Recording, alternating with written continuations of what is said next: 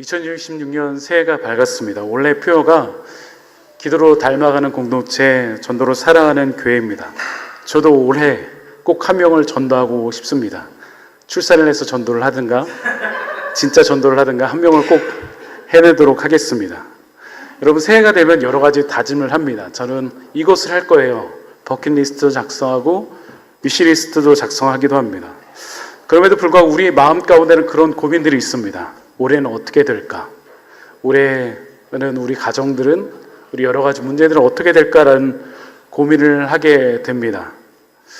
우리는 올해 무엇을 해야 할까요? 사실 이런 고민은 우리만 했던 것이 아닙니다. 지금부터 4,000년 전 우르에 있던 아브라함에게도 같은 고민이 있었습니다. 사실 아브라함이 이런 고민을 할 때는 그의 가정적으로 최악의 상태였습니다. 표를 한번 보여주세요. 지도를 한번 보여주세요. 여기 하단부에 있는 우르에서부터 저기 가운데 있는 하란까지 이동하게 됩니다. 창세기 11장에는 아브라함 가족이 그 이동하는 경로와 아브라함 가정의 상황들을 말하고 있습니다. 우르에서 온 가족이 함께하고 있었는데 이제 하란에 도착하게 되는데 거기서 아버지 데라가 죽게 됩니다. 게다가 아내 사레는 임신하지도 못하는 상태였습니다. 아버지도 없으신데 대를 이을 사람조차 없는 상황입니다. 당시에 대를 잇는다는 것은 가문의 운명이 달린 문제였습니다. 한 가족이, 한 명이 그 가족의 규모와 가문의 규모였기 때문입니다. 또 하나가 있습니다. 여호수아 24장 2절 보면 너의 조상들 곧 아브라함의 아버지 나홀의 아버지 데라가 저 강 저쪽에서 거주하여 다른 신들을 섬겼으나 라고 표현하고 있습니다. 이 아브라함 가정의 모습을 표현하고 있는데 그는 우상 숭배하며 다른 신을 섬기는 가정에서 태어났습니다. 어떤 학자는 고대 아브라함 가정이 우상을 만드는 일을 했다라고 주장하는 학자들도 있습니다. 즉 아브라함의 인생이 만만치 않았다는 것입니다. 아버지는 돌아가시고 아내 사레는 임신하지 못한 상태고 더욱이 다른 신을 섬기는 그런 상태였습니다. 아브라함의 모습을 보면, 가정의 모습을 보면 사실 희망이 없어 보입니다. 아버지를 여의고 깊은 우울 가운데 빠졌을지도 모릅니다. 우리 이때쯤 되면 하게 되는 것이 있습니다. 바로 기도입니다. 사실 잘 나가고 잘 될 때는 기도하지 않습니다. 여러분, 로또 1등 됐어요. 하나님, 이 로또를 어떻게 쓸까요? 기도할까요? 기쁨에 취해서 아무도 안 돼보셨군요. 기쁨에 취해서 사실 기도가 잘 나오지 않습니다. 왜냐하면 내가 한 것 같고 내가 이룬 것 같기 때문입니다. 대부분 기도할 때는 실패를 경험하고 바닥에 놓이고 문제가 생기고 어려울 때 고민을 하고 기도를 시작하게 됩니다. 난 어디로 가야 될까요? 사실 도저히 일어날 수 없는 환경에 처하고 상황이 복잡해지고 내 힘으로 어떻게 할 수 없는 상황으로 하나님께서 우리를 몰고 가신다면 사실 그때 하나님의 이유가 있습니다. 그리고 하나님께서 그곳에서 일하실 이유가 있다는 것입니다. 바로 이때 하나님께서 아브라함 삶 가운데 간섭하십니다. 오늘 이 말씀을 통해서 간섭하시는 하나님을 만나길 간절히 소망합니다. 하나님께서 우리의 인생에 간섭하시다 그 첫 번째는 아브라함에게 말씀하신 것입니다. 기도는 말씀하시는 하나님을 만나는 것입니다. 저는 오늘 본문에서 가장 중요한 문장이 이 문장이라고 생각합니다. 여호와께서 아브라함에게 이르시되, 아버지는 돌아가시고 대를 이을 만한 사람은 없는데 아브라함 나이가 75세입니다. 우리 이은복 목사님 연세보다 조금 낮은 연배의 사람이 아브라함입니다. 아내 사레도 임신하지 못한 상태입니다. 그대로 가문이 끝날지도 모르는 상황입니다. 그런데 어느 날 하나님께서 아브라함의 인생에 간섭하십니다. 여러분, 이 일이 얼마나 중요한지 모릅니다. 창조자 하나님께서 우리의 삶 가운데 들어오신다는 그 사실 말입니다. 우리가 아무도 모르는 것 같잖아요. 혼자 공부하고 혼자 애쓰고 혼자 기도하고 혼자 울고 혼자 신음하고 아무도 모르는 것 같잖아요. 그런데 아닙니다. 우리는 혼자가 아닙니다. 혼자 독박 육아하는 것 같고 혼자 집안일 다 하는 것 같고 혼자 직장이라는 전쟁터에서 매일 실패하고 돌아오는 것 같잖아요. 그런데 사실 우리는 혼자가 아닙니다. 어느 날 우리의 삶 가운데도 하나님께서 이렇게 말씀하셨습니다. 웅주야, 내가 너 알아. 내 인생을 다 안단다. 웅주야, 이 세상 어떤 것보다 너를 사랑해. 예수님께서 너를 위해 오셨어. 예수님께서 너를 위해 십자가를 지셨단다. 사실 우리는 그 하나님을 만난 사람들입니다. 그 음성을 들었던 사람들입니다. 그 감격과 은혜가 우리의 심령 어디에 한 구석에 자리 잡고 있습니다. 그래서 우리의 성령님이 임하시면 나도 모르게 눈물이 나고, 나도 모르게 고개가 끄덕여지고, 나도 모르게 노래를 하게 되고 춤을 추게 됩니다. 여러분, 아브라함이 하나님께서 말씀하셨을 때 아브라함의 마음은 어땠을까요? 창조주 하나님께서 세상에 들리지 않았던 그 소리가 아브라함 인생 가운데 들렸을 때 말입니다. 이제 아브라함 인생은 아브라함이 만들어가는 인생이 아닙니다. 창세기 12장은 아브라함이 무엇인가 계획했습니다 라고 말하고 있지 않습니다. 하나님께서 무엇을 아브라함에게 말씀하셨는지를 말하고 있습니다. 우리의 인생의 전환점은 우리의 실력이 아닙니다. 운도 아니고요, 타이밍도 아닙니다. 하나님의 말씀이 들릴 때입니다. 저는 이제 개척 2년차를 넘어서 중요한 3년차를 향해 가고 있습니다. 대부분 개척교회가 3년차가 됐을 때 결정된다고 합니다. 앞으로 쭉 작은 개척교회로 만족하며 살아갈 것인가, 아니면 성장하는 교회로 살아야 할 것인가. 저는 전환점이 바로 이것이라고 생각합니다. 하나님의 말씀이 온 성도들에게 들릴 때 우리는 비로소 움직이게 된다는 것입니다. 다시요, 하나님의 말씀이 온 성도들한테 들려질 때 사람들이 움직이기 시작합니다. 저희가 작년에 처음으로 예산이라는 걸 세웠습니다. 전 개척교회를 처음 해봤기 때문에 예산을 못 세운다는 것도 처음 알았습니다. 그럼에도 불구하고 보이지 않는 예산을 세웠습니다. 예산이 없는데 예산을 세웠다는 것입니다. 그리고 거의 예산의 90% 정도가 채워졌습니다. 그럼 개척교회로서는 있을 수 없는 일입니다. 게다가 이 적은 인원이 그 재정을 채워가는 것에 저는 아직도 이해가 되지 않습니다. 여러분의 작은 마음들이 모여서 하나님께서 30배, 60배, 100배로 은혜로 채워주셨다는 것입니다. 아무것도 보이지 않는 새해를 시작하신다면 아브라함처럼 힘든 상황을 여러분 인생에 몰아가신다면 여러분도 하나님 말씀에 귀 기울여 보시기 바랍니다. 그때가 하나님의 때, 바로 이것이 기도의 시작입니다.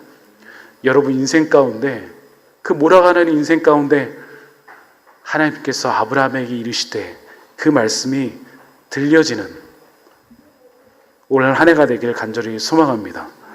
하나님께서 우리 인생에 간섭하시다 두 번째는 보여줄 땅으로 가라 명하신 것입니다. 기도는 그대로 살아가는 것입니다. 하나님은 목적지를 명확하게 보여주고 떠나라고 하지 않으셨습니다. 너 내가 보여줄 땅으로 가라고 말씀하셨습니다. 보여준 땅이 아닙니다. 보여줄 땅으로 가라고 말씀하셨습니다. 미지의 영역이고 보이지 않는 곳입니다. 사실 아브라함이 향한 곳은 눈에 보이는 축복된 장소가 아니었습니다. 익숙한 고향을 떠나서 안정된 관계를 내려놓고 보이지 않는 미래를 향해 나아갔기 때문입니다. 여러분, 익숙한 곳을 내려놓는다는 것이 얼마나 어려운지 모릅니다. 우리 김정 전사님이 이제 3월에 결혼해서 새로운 곳에 살 텐데 한동안 굉장히 어색할지도 모릅니다. 제가 37년 동안 흑석동에서 살았습니다. 아내를 만나서 100일 만에 결혼을 하고 광명 사거리 근처에 신혼집을 얻었습니다. 모든 것이 낯설었습니다. 지역도 낯설고 만나는 사람들도 낯설고 슈퍼가 어디인지도 잘 모르겠고 모든 것이 어색했습니다. 너의 친척 아비집을 떠나라고, 가문을 떠나라고 했을 때 아브라함은 두려웠을지도 모릅니다. 하나님께서 그런데 익숙한 곳을 떠나라고 할 때 그러할 만한 이유가 있습니다. 이스라엘 백성에게 430년 동안 노예로 살던 그곳을 떠나라고 하셨을 때 이스라엘 백성들의 마음은 어땠을까요? 게다가 애굽이라는 곳은 당시에 최대 강대국이었고 문화적으로 화려한 곳이었습니다. 지금도 이집트의 피라미드를 보면 얼마나 화려한지 알 수 있습니다. 그들의 출애굽하자마자 불평이 터져 나옵니다. 물은 어디에 있나요? 먹을 것은 어디에 있나요? 왜 이렇게 불편한가요? 우리는 뭐 먹고 살아야 되나요? 사실 광야로 보내신 이유는 하나님 없이는 살 수 없는 곳이기 때문입니다. 이스라엘 백성을 광야로 보낸 이유에 대해서 신명기를 이렇게 말씀합니다. 우리 함께 같이 읽으면 좋을 것 같습니다. 함께 읽겠습니다. 시작. 내 하나님 여호와께서 이 40년 동안에 내가 광야길을 걷게 하신 것을 기억하라. 이는 너를 낮추시며 너를 시험하사 내 마음이 어떠한지 그 명령을 지키는지 지키지 않는지 알려하야 하심이라. 너를 낮추시며 너를 줄이게 하시며 또 너도 알지 못하며 내 조상들도 알지 못하던 만나를 내게 먹으신 것은 사람이 떡으로만 사는 것이 아니오 여호와의 입에서 나오는 모든 말씀으로 사는 줄을 내게 알게 하려 하십니다. 아멘. 여호와의 말씀으로 우리가 산다고 합니다. 우리가 떡으로 사는 줄 알았는데 여호와의 말씀으로 산다고 합니다. 사람의 눈치로 혹은 인기로 걱정과 염려로 사는 것이 아니라 우리는 하나님의 말씀으로 산다고 합니다. 광야는 하나님께서 명하신 곳이었기에 보이지 않기에 하나님만 의지할 수 있는 축복의 기회가 있는 곳입니다. 하나님께서 가라 하시면 그곳이 어디든 가장 안전한 곳이 됩니다. 우리 찬양하잖아요. 내 아버지 그 품 안에서 내 영혼은 안전합니다. 여러분, 돌아가는 것 같고 늦은 것 같지만 괜찮습니다. 하나님께서 이게 반드시 여러분의 인생을 책임져 주실 것입니다. 믿음은 보이는 것을 붙드는 것이 아니라 보이지 않는 하나님을 신뢰하며 걷는 것입니다. 그래서 히브리 기자는 말하죠. 믿음은 바라는 것들이 실상에 보이지 않는 것들의 증거니 선진들이 이로써 증거를 얻었느니라.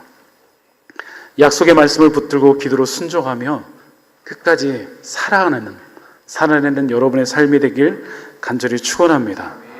하나님께서 우리의 인생에 간섭하다 세 번째는 너는 복이 될지라 라고 말씀하신 것입니다. 전도는 우리가 복이 되는 것입니다.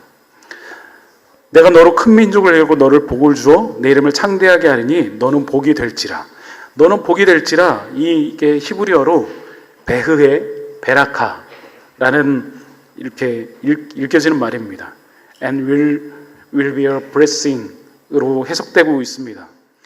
너를 복된 사람으로 만들어 주겠다라는 표현이 아닙니다. 너는 그 복 자체가 되어라라는 말입니다. 아브라함 존재 자체가, 우리의 존재 자체가 바로 복이라는 것입니다. 베레카의 어원적 원어는 바라크인데 그것은 무릎을 꿇다라는 것입니다. 고대 근동에서 신하가 왕 앞에 무릎을 꿇는 행위를 의미합니다. 진정한 복은 내가 높아지는 것이 아니라 하나님 앞에 무릎을 꿇고 그분의 주권을 인정할 때 우리가 복을 누리게 된다는 것입니다. 또 하나가 있습니다. 문맥 앞에는 내가 너를 복 주겠다가 먼저 나오고 그 다음에 복이 되라가 이어서 나옵니다. 즉 받는 복이 먼저고 그것을 흘려보내는 구조가 이 문장 안에 담겨져 있다는 것입니다. 먼저 우리가 하나님을 누려야지 흘려보낼 수 있다는 의미이기도 합니다. 여러분, 우리가 얼마만큼 사역할 수 있다고요? 내 실력만큼, 내 그릇만큼, 내 경험만큼 사역하는 것이 아니라 우리가 사랑받은 만큼 사역할 수 있습니다. 하나님께서 우리에게 주신 은혜만큼 우리가 은혜의 통로가 된다는 것입니다. 너는 복이 될지라 라는 이 말씀은 아브라함의 복의 종착지가 아니라 복의 통로가 되어야 한다는 것입니다. 하나님은 아브라함의 복을 주시지만 그 목적은 세상 모든 민족이 복되게 하기 위함이라는 것입니다. 여러 가지 일로 넘어지고 쓰러져 있는 아브라함에게 온 세상을 품을 수 있는 비전과 꿈을 오늘 하나님께서 아브라함에게 주셨습니다. 너를 통해 내 생명이 세상에 흘러가게 하라. 사명적 선포이고 열방적인 선포라는 것입니다. 개척을 하고 많은 분들이 저희 가정과 교회를 여러 모양으로 섬겨주셨습니다. 지금도 보이지 않는 분 손길로 섬겨주신 분들이 계십니다. 예전 같으면 하나님 너무 감사합니다. 이번 달 넘어갔습니다라고 누렸을지도 모릅니다. 그런데 이제는 언젠가부터는 저에게 거룩한 부담감이 찾아옵니다. 이것은 나에게 주신 것이 아니라 나뿐만 아니라 누군가를 흘려보내라고 주신 것을 배우게 됐습니다. 그래서 누군가 섬겨주시면 반드시 흘려보내려고 기도하고 찾습니다. 그리고 그대로 흘려보낼 때 때론 그것이 강이 되고 바다를 이루곤 합니다. 저희 개척교회인데 섬기는 단체와 선교사님이 계속 늘어가고 있습니다. 우리 작년보다 올해 더 늘어난 것을 주부에 볼 수 있을 것입니다. 매년 20% 넘는 재정을 선교사님과 단체 그리고 우리가 행복을 나눈 주일로 나누고 있습니다. 여러분, 전도는 우리가 복의 통로가 되는 것입니다. 전도하고 싶은 분을 찾아가서 아무것도 바라지 말고 한 달에 한 번씩만 밥을 사보시기 바랍니다. 딱 10년만 해보시기 바랍니다. 이건 제 간증입니다. 그러면 10년이 지나기 전에 하나님께서 일하시는 것을 볼 수 있을 것입니다. 예외도 있습니다. 저는 20년 동안 밥을 사는 청년도 있습니다. 근데 대부분 10년 안에 우리가 말하기 전에, 우리가 무엇인가 그 사람에게 예수님 믿으세요 말하기 전에 하나님께서 그 가정 가운데 일하시는 것을 여러 번 보았습니다. 예수님 믿으세요라고 말하기 전에 하나님의 은혜를 나누는 것입니다. 그것이 시간이든 기도든 달란트든 섬김이든 밥이든 어떤 것도 좋습니다. 그러면 하나님의 때에 여러분을 복의 통로로 쓰실 것입니다. 그 은혜를 나누는 여러분 되시길 간절히 소망합니다. 하나님께서 우리의 인생에 간섭하시다 마지막 네 번째입니다. 이에 아브라함의 말씀을 따라하고, 전도는 말씀을 따라가는 것입니다. 아브라함은 자신의 경험이나 세상의 지식을 따라가지 않았습니다. 오직 여호와의 말씀을 따라갔습니다. 이것이 바로 순종입니다. 신앙생활 가운데 제일 어려운 것 중에 하나가 무엇일까요? 저는 전도라고 생각합니다. 오늘 예배 끝나고 다 같이 역공역으로 가서 전도하겠습니다라고 하면 우리 교인 반 떠날지도 모릅니다. 그만큼 가장 어려운 것 중에 하나가 전도이고, 그러면서도 가장 하나님의 일하심을 즉각적으로 볼 수 있는 것도 바로 전도입니다. 처음 본 사람한테 예수 그리스도를 전했더니, 복음을 전하고 간증을 했더니 그 사람의 마음이 뜨거워지고 전화번호를 교환하고 다음 주부터 교회에 오겠습니다라는 고백을 들을 때 엄청난 기적을 경험하게 됩니다.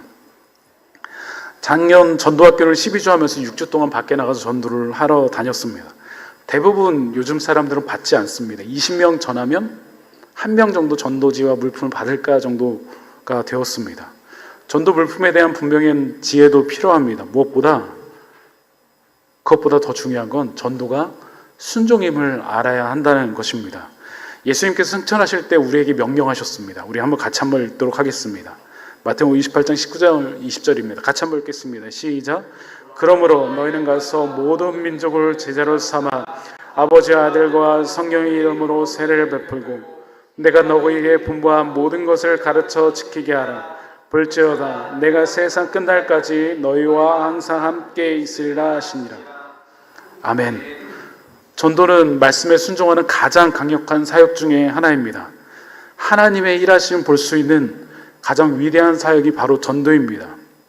75세의 아브라함이 하나님의 음성을 들으며 기도를 시작하고 온 열방을 품고 전도를 하기 시작했습니다. 그리고 그 복음이 정말 땅끝까지 이어져서 우리까지 전해졌습니다. 그 전도의 열망과 그 은혜가 여러분의 평생 가운데 계속되기를 간절히 소망합니다. 오늘 말씀을 정리하고자 합니다. 사랑하는 여러분, 아브라함이 75세에 낯선 곳으로 하나님의 음성을 듣고 떠났습니다. 여러분이라면 75세에 과연 떠날 수 있으시겠습니까? 저는 쉽지 않을 거라고 생각합니다.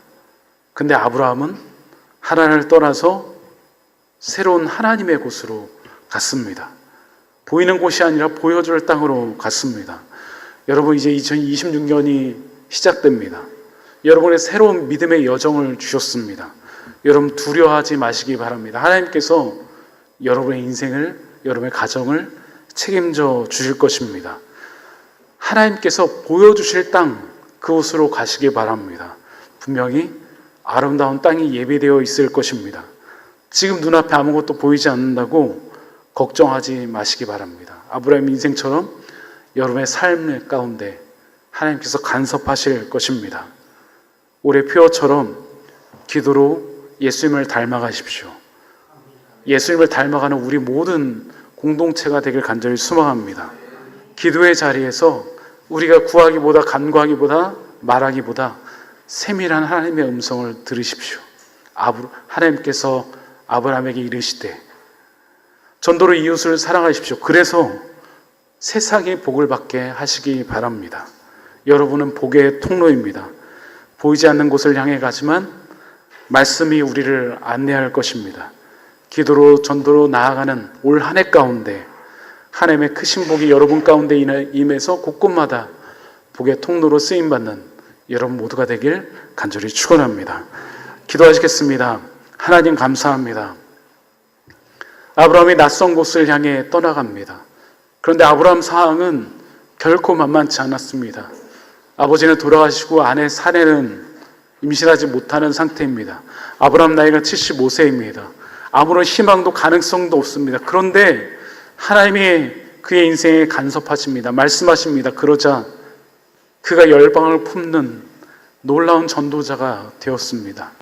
하나님 우리 가운데도 말씀하여 주시기를 원합니다. 하나님께서 아브라함에게 이르시되 우리 인생 가운데 말씀하여 주셔서 그 음성을 듣고 살아가는 우리 모두가 될 수 있도록 주님 역사하여 주시옵소서. 무엇보다 우리의 인생의 복의 통로가 되길 간절히 소망합니다. 우리 안에 많은 VIP들이 있습니다. 그 영혼 가운데 우리의 시간과 우리의 달란트와 우리의 섬김과 우리의 은혜를 통하여서 하나님의 일들을 경험하는 목도할 수 있는 우리 모든 성도님들 될 수 있도록 주님 역사하여 주시옵소서. 하나님 올 한 해 기도로 닮아가는 공동체, 전도로 살아가는 교회라는 표어를 가지고 나아갑니다. 우리가 그렇게 살아가고 그렇게 열매 맺는 올 한 해가 될 수 있도록 주님 역사하여 주시옵소서. 감사드리며 살아계신 예수 그리스도의 이름으로 기도드리옵나이다. 아멘.